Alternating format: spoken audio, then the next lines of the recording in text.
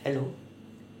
आज हम लोग केमिकल काइनेटिक्स जो चैप्टर है, रासायनिक बलगत की जो पार्ट है, आज हम लोग उसके आगे की कई सारी चीज़ों को पढ़ना प्रारंभ करते हैं।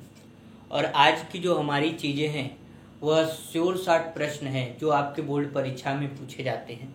जैसे एक प्रश्न पेपर में आता है कि संघट्ट सिद्धांत क्या है।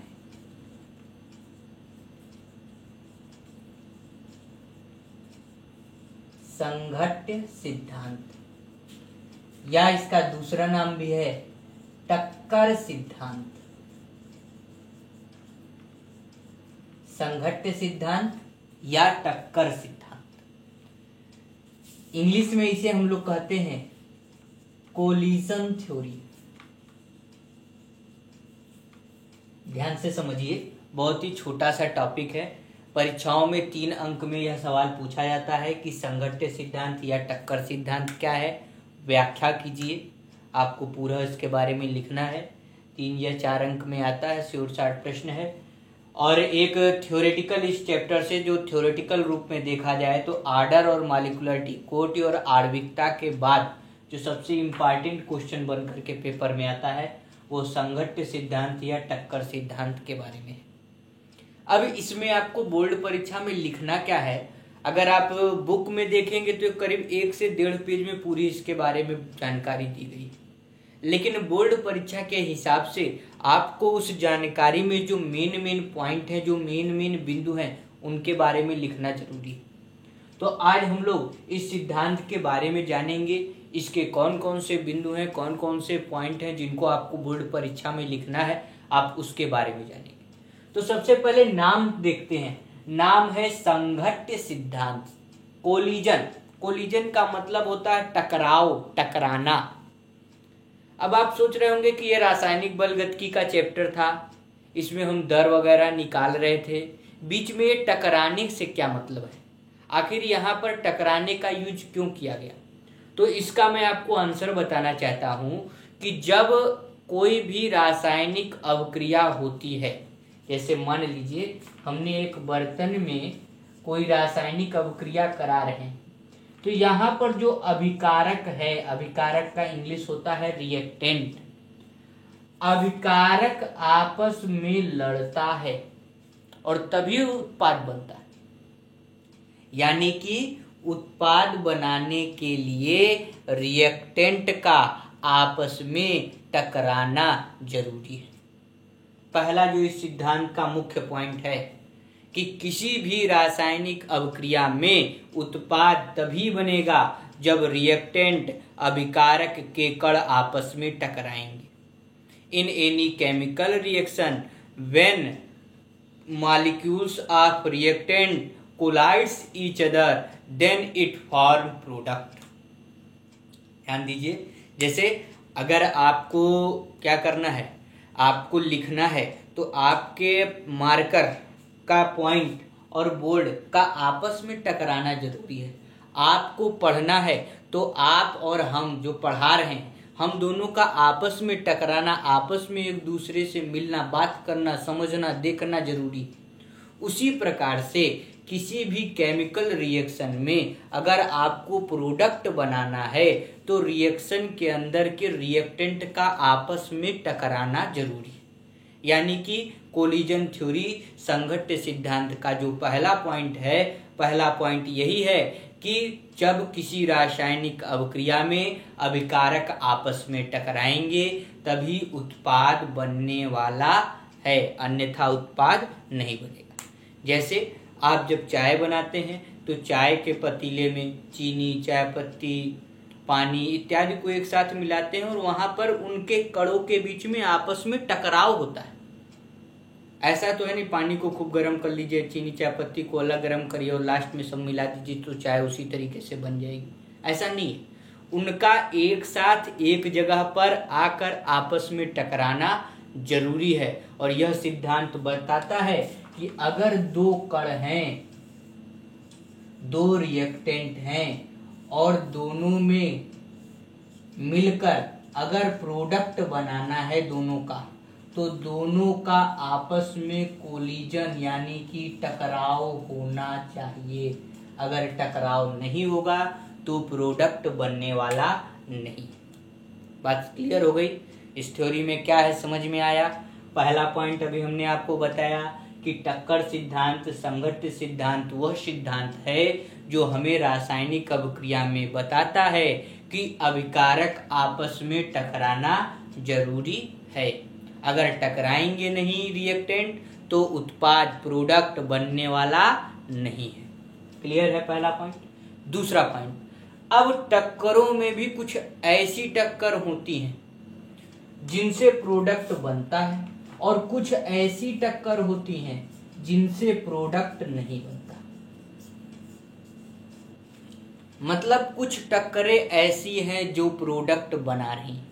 मान लीजिए आप हमारा वीडियो देख रहे हैं, हमसे पढ़ रहे हैं और पढ़ करके आपको कुछ नहीं समझ में आ रहा, यानी कि आपके दिमाग में उत्पाद नहीं बन रहा। और यदि पढ़ रहे हैं और समझ में आ रहा है, यानी कि आपके दिमाग में प्रोडक्ट बन रहा है, यानी कि हमारा और आपका टकराना हो रहा है, लेकिन कुछ को यदि समझ में आ रहा है, उनके दिमाग में कुछ बन रहा है, तो वह जो प्रोडक्ट है, वह जो टकराव है, इसे हम लोग कहेंगे प्रभावी टक्कर, इंग्लिश में इफेक्टिव कोलिजन। और जिनसे उत्पाद नहीं बन रहा है उसे हम लोग कहेंगे नॉन इफेक्टिव कोलिजन।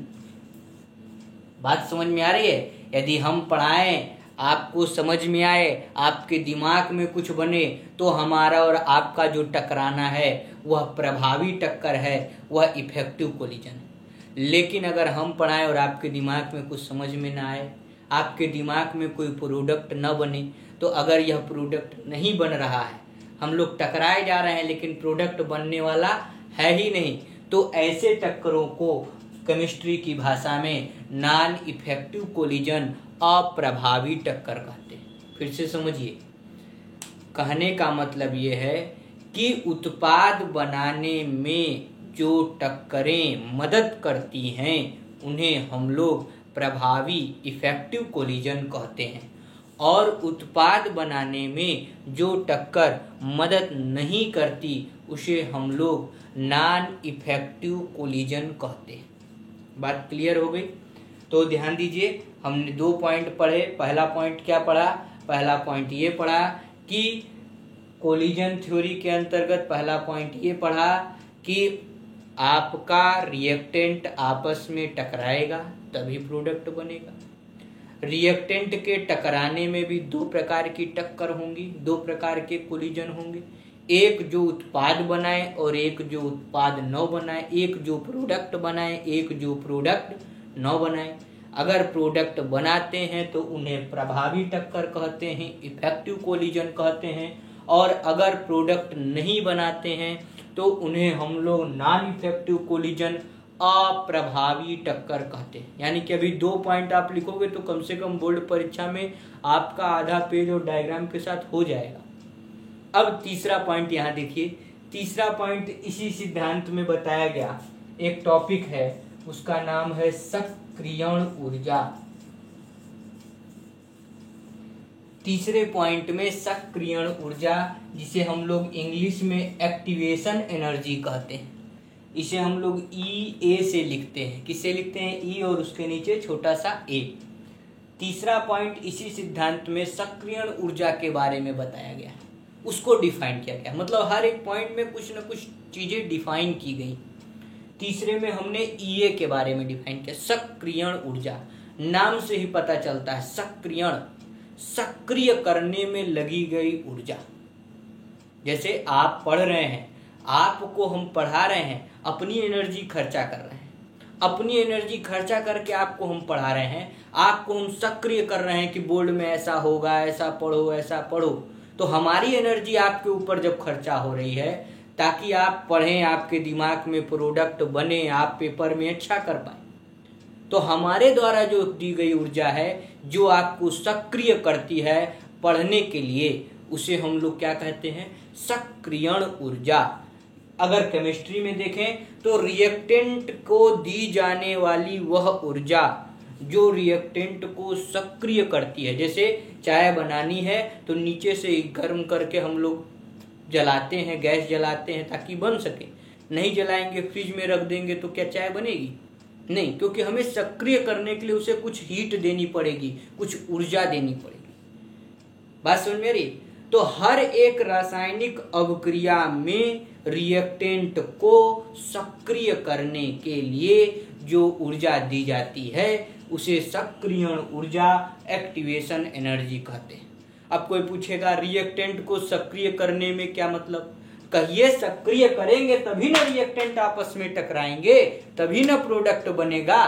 तो रिएक्टेंट को सक्रिय करने में जो ऊर्जा दी जाती है उसे हम लोग एक्टिवेशन एनर्जी कहते हैं। जैसे आपको अभी हम सक्रिय कर रहे हैं बोर्ड परीक्षा के लिए, तो हम अपनी ऊर्जा आपके ऊपर खर्चा कर रहे हैं, तो उसे हम लोग एक्टिवेशन एनर्जी कहेंगे। तो तीसरा पॉइंट एक्टिवेशन एनर्जी को बताता है। और जो चौथा पॉइंट है वह दहलीज ऊर्जा को बताता है। दहलीज ऊर्जा, इंग्लिश में इसे थ्रेशहोल्ड एनर्जी कहते हैं। फर्स्ट ईयर में भी यह था। यह देखिए, जो पूरा टॉपिक है 4 से 5 पॉइंट में बटा हुआ है। अब यह लास्ट में आता है थ्रेशहोल्ड एनर्जी, दहलीज ऊर्जा। दहलीज ऊर्जा क्या होती है? तो जैसे अभी अभी हम आपको सक्रिय कर रहे थे, तो हमने जो एनर्जी खर्चा की आपके ऊपर वह सक्रियण ऊर्जा। लेकिन कुछ लोग हमसे पढ़ने के लिए यहाँ पर आए, उपस्थित हुए, उन्होंने अपनी खुद की कुछ एनर्जी खर्चा की ताकि वो हमसे जुड़ सके। अब कुछ इस समय इंटर में ऐसे भी होंगे जो नहीं जुड़ रहे होंगे। क्यों? क्योंकि वो मेहनत नहीं करना चाहते। सोच रहे होंगे देखेंगे वीडियो, पढ़ना पड़ेगा, समझना पड़ेगा, उनके अंदर वो मेहनत करने की आदत नहीं। और जो जुड़े हैं उन्होंने खुद अपने आप को सक्रिय किया है, नहीं मुझको पढ़ना है। जब उन्होंने खुद सक्रिय किया है तब जाकर के मैं उनको पढ़ा पा रहा। तो अणुओं की खुद की एनर्जी होती है जिसके कारण वो पढ़ना चाहता है, जिसके कारण वो प्रोडक्ट बनाना चाहता है। उनकी जो खुद की एनर्जी है उसे हम लोग कहेंगे दहलीज ऊर्जा। फिर से समझिए, दोनों टॉपिक में कंफ्यूजन न हो। जैसे आप हैं, आप एक स्टूडेंट हैं, इंटरमीडिएट में हैं, आप पढ़ना चाहते, अच्छे नंबर पाना चाहते, तो उसके लिए जो आप प्रयास कर रहे हैं, जो आप खुद का प्रयास कर रहे हैं ताकि आप अच्छा अंक पाएं, तो जो आपका प्रयास में जो ऊर्जा खर्चा हुई, जो आप खुद कर रहे हैं, उसे हम लोग दहलीज ऊर्जा, थ्रेशहोल्ड एनर्जी कहें। और जो आपके नंबर को अच्छा करने के लिए हम प्रयास कर रहे हैं, टीचर्स, उसे हम लोग सक्रियण ऊर्जा कहें। तो थ्रेशहोल्ड एनर्जी क्या होती है, दहलीज ऊर्जा क्या होती है? किसी रिएक्टेंट की खुद की वह ऊर्जा जिसके कारण वह रिएक्शन में भाग लेता है, पार्टिसिपेट करता है, उसे हम लोग दहलीज ऊर्जा कहते हैं। और सक्रियण ऊर्जा क्या है? किसी रिएक्टेंट को एक्टिवेट करने के लिए दी जाने वाली ऊर्जा, जो हम देंगे, बाहर से देंगे, गैस जला के देंगे, प्रेशर बढ़ा के देंगे, किसी भी प्रकार से देंगे, बढ़ा करके देंगे, तो ऐसी ऊर्जा को हम लोग एक्टिवेशन एनर्जी कहते हैं। तो यह जो हमारा पहला टॉपिक है, यह पहला टॉपिक आपका क्लियर हो गया होगा। कम से कम आप इतना बोर्ड परीक्षा में लिखिएगा, इतने पॉइंट आपको लगभग 3 से 4 अंक में यह क्वेश्चन में आएगा। फिर से हम लोग शुरू करते हैं। संघट्य सिद्धांत, टक्कर सिद्धांत, इंग्लिश में कोलिजन थ्योरी। इस थ्योरी में क्या क्या बताया गया है, लाइन से सुनिए। पहला पॉइंट बताया गया है कि जो उत्पाद बनाना है तो उत्पाद बनाने के लिए अभिकारकों का आपस में टकराना जरूरी है। For the formation of product, reactant should be collides with each other. दूसरा point, when reactant are collides then there are 2 types of collision. जब अभिकारक टकराते हैं तो उनके मध्य 2 प्रकार की टक्कर होती हैं। पहला, प्रभावी कोलिजन, प्रभावी टक्कर, इफेक्टिव कोलिजन। जिनसे उत्पाद बनता उन्हें इफेक्टिव कोलिजन कहते हैं, जिनसे उत्पाद नहीं बनता उनसे हम लोग नॉन इफेक्टिव कोलिजन, अप्रभावी टक्कर कहते हैं। सक्रियण ऊर्जा, अभिकारकों को सक्रिय करने के लिए दी जाने वाली ऊर्जा the total amount of energy to activate any reactant is known as सक्रियण ऊर्जा, एक्टिवेशन एनर्जी। और लास्ट है threshold energy, the total inner energy of any reactant by which it take part in a chemical reaction. किसी भी अभिकारक की वह आंतरिक ऊर्जा जिसके कारण वह अभिक्रिया में भाग लेने का प्रयास करता है, पार्टिसिपेट करने का प्रयास करता है, उसे हम लोग दहलीज ऊर्जा कहते हैं। तो ये हमारा पहला टॉपिक था, हो सकता है आपको समझ में आ गया हो। अब हम लोग आज का जो दूसरा टॉपिक है उसको पढ़ते हैं। कल हमने आपको बताया था कि जो के है, के पर टेम्परेचर का इफेक्ट पड़ता है। किसका इफेक्ट पड़ता है? ताप का प्रभाव पड़ता है के पर। और यह जो ताप है हमने बताया था कि जब 10 डिग्री सेल्सियस बढ़ा देते हैं तो के का मान या तो 2 गुना हो जाता है या 3 गुना हो जाता है।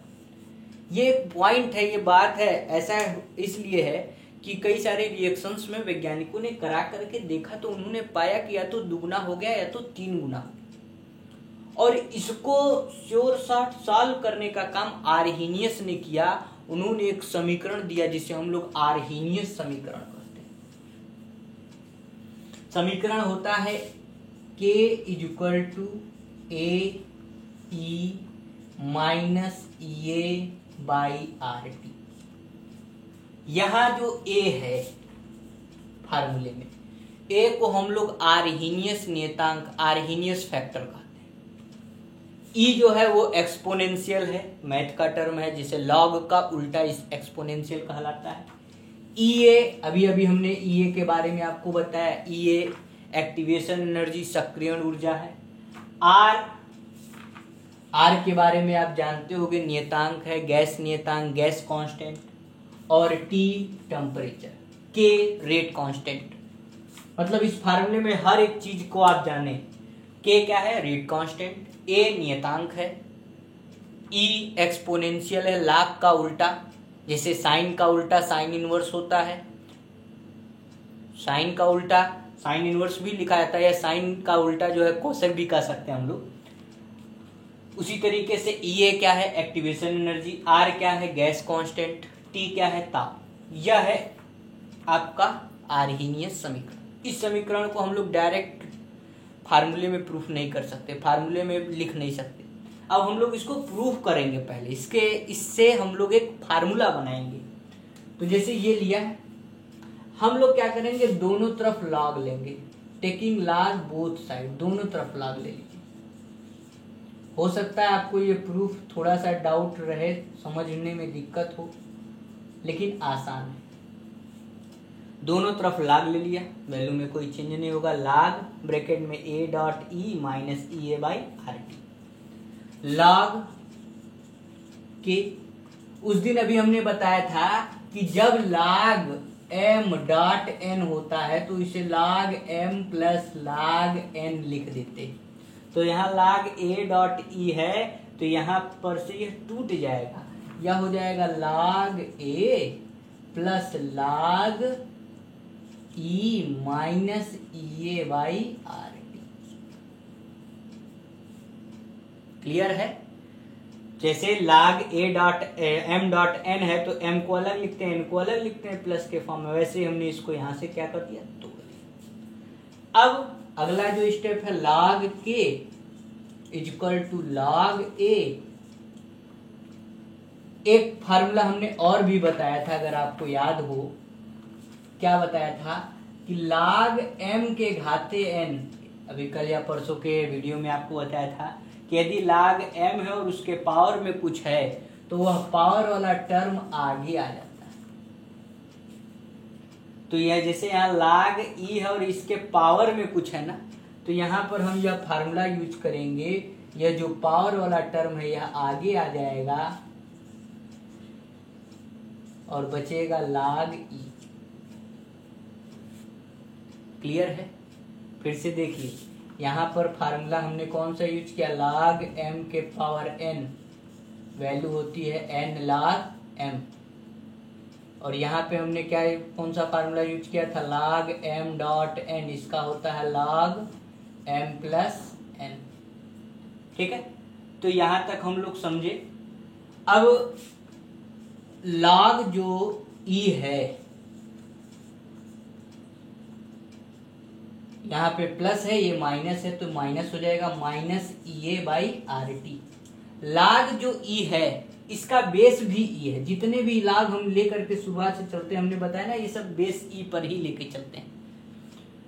तो log e की जो वैल्यू होती है, बेस e की वैल्यू 1 होती है। तो यहाँ पर EA/RT मल्टीप्लाइड बाई 1 करोगे तो वैल्यू वही हो जाएगी। तो log k equal to log a minus EA/RT, ये एक फार्मूला बना। log k equal to log a minus EA/RT। अभी भी ये फार्मूला भी पूरा डिराइव नहीं हुआ। अब हम यहाँ पे दो कंडीशन लेंगे। यदि T ताप जो है T1 हो जा और K वाला K1 हो जा, T की जगह T1 लिख दीजिए और K की जगह K1 लिख दीजिए, तो ये हो जाएगा log K1 equal to log A minus EA/RT। RT के साथ 1 लगा लीजिएगा, इक्वेशन 1। मतलब सब कुछ यही है, बस K की जगह K1 करना है और T की जगह T1। उसी तरीके से जब दूसरा ताप लेंगे तो T की जगह T2 कर दीजिएगा और K की जगह K2, तो हो जाएगा log K2 equal to log A minus EA/RT, equation 2। ध्यान दीजिए, फिर से हमने लिखा K फार्मूला, दोनों तरफ log लिया, log m डॉट n के फार्मूले से यह ब्रेक हो गया। ब्रेक होने के बाद हमने log m के पावर n से आगे लिख किया। log e बेस e की वैल्यू 1 होती है, नहीं जानते हैं फार्मूला, ये जान लीजिए कि जब log हो और उसके नीचे और यह सेम हो, log बेस a की वैल्यू 1, log बेस 10 है तो वैल्यू 1 होगी। उसी प्रकार से यह वैल्यू 1 हो गई, यहाँ तक पहुंची। ये मेन फार्मूला है। इस फार्मूले में बदलाव किए, K की जगह K1 किए, T की जगह T1 किए, क्योंकि अलग अलग ताप पर हमको निकालना था। तो log K1 equal to log A minus EA/RT2। अब T की जगह T2 किए, K की जगह K2 किए, सेम यही चीज लिख दिए। दो इक्वेशन बन गया। दोनों इक्वेशन को हम लोग क्या कर रहे हैं, सबट्रैक्ट कर दे रहे हैं। समीकरण 1 से 2 को घटा दे रहे हैं, तो दायां पक्ष से दायां पक्ष घट जाएगा, तो क्या बचेगा, log K1 minus log K2। बाएं पक्ष से बाएं पक्ष घटेगा तो log A से log A घट गया, कैंसिल हो गया। माइनस EAR/T1 से माइनस EAR/T2 घटेगा, तो ये वाला माइनस वाला पॉजिटिव हो जाएगा, तो हो जाएगा EAR/T2 माइनस EAR/T1। आप लोग इसको अलग अलग घटा करके देखिएगा, यही आएगा रिजल्ट। अब फिर से देखिए, फार्मूला बन गया log m minus log n, तो इसको लिख सकते हैं log m/n। पहले भी बताए थे कि जब log में 2 माइनस हो तो अपान में लिख जाता है। यहाँ पे EA कॉमन हो जाएगा, R कॉमन हो जाएगा, बचेगा 1/T2 माइनस 1/T1। अब यहाँ तक यह जो फार्मूला आपके सामने दिख रहा है ना, यह प्रूफ हो गया। लेकिन यह जो फार्मूला है यह बेस ई पर है, हमने पहले ही कहा है ना, ये सब बेस ई पर, और बेस ई पर हम लोग वैल्यू लिखते नहीं है, बेस ई वाले को बेस 10 में बदलते हैं। और अभी 2 दिन पहले बताए थे कि बेस ई वाले को जब बेस 10 में बदला जाता है तो 2.303 का मल्टीप्लाई किया जाता है, तो यह बेस 10 में हो जाता है। तो log K1/K2 equal to EA/R 1/T2 minus 1/T1। ये जो 2.303 इधर गुणे में है ना, इधर आएगा तो डिवाइड में चला जाएगा, तो log 10 K1/K2 equal to EA/2.303R 1/T2 minus 1/T1। यह फार्मूला प्रूफ हो गया।